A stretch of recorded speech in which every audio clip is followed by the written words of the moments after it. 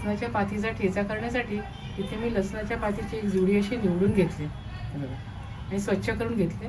इथे 4 मोठ्या मिरच्या घेतल्यात, जिरं घेतलं आहे, कोथिंबीर, शेंगदाणे, मीठ आणि लिंबाचा रस घालणार आहे. चला रेसिपीला सुरुवात करूया. इथे तव्यामध्ये मी चमचाभर तेल घातलं आहे. तेलावर मोहरी झाली आहे,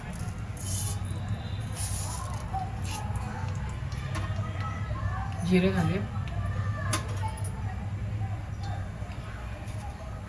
आणि शेंगदाणे घालूया.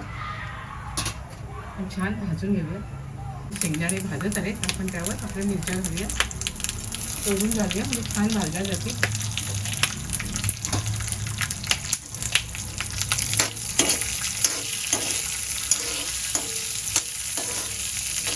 ते आपण थोडेसे तीळ घालूया, अजून खमंग लागेल आपल्याला ठेचा.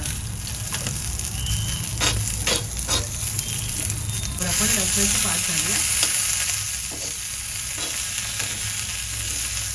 पालटून घेऊया. चिंच घालूया.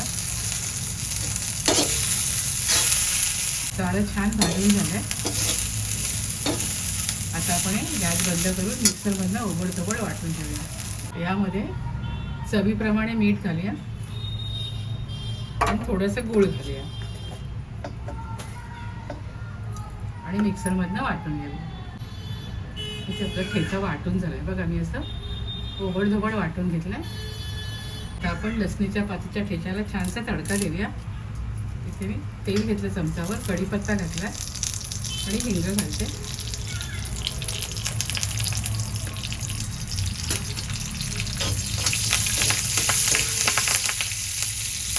वर आपण ठेचा घालूया.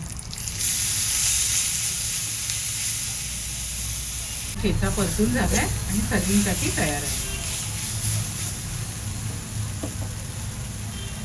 इथे छान एकदम टेस्टी असा लसणाच्या पातीचा ठेचा मी केलेला आहे. खूप मस्त झालाय चवीला. तुम्ही सुद्धा अशा प्रकारे छान ठेचा करून खात राहा, आनंदी राहा, स्वतःची काळजी घ्या आणि माझे व्हिडिओ पाहत राहा. व्हिडिओ पाहिल्याबद्दल खूप खूप धन्यवाद.